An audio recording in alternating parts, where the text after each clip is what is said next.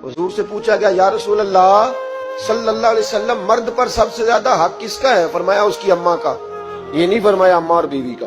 कहते जी मैंने बराबर बराबर लेके चलना। बराबर है ही नहीं तो तू कैसे बराबर लेके चलेगा? है ही नहीं बराबर।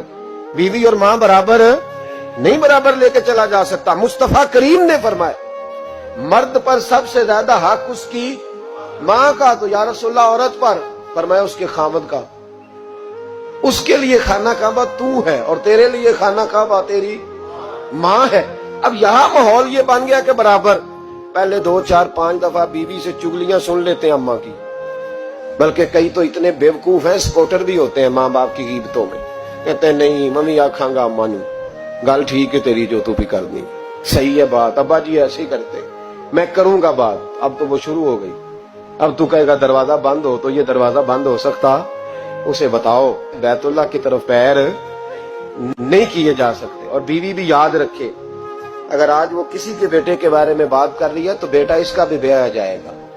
ज्यादा लंबा फर्क नहीं पड़ता, 20-22 सालों का पड़ता है, फौरी तौर पे बदला मिल जाता है। याद रखे, अगर तू जिंदगी के अंदर सही रहेगी तो तेरे लिए भी वक्त सही आएगा, और अगर तू बुरी रहेगी तो फिर तेरे हक में भी रवैये सख्त ही आएंगे। माँ बाप के साथ अच्छा रवैया रहे।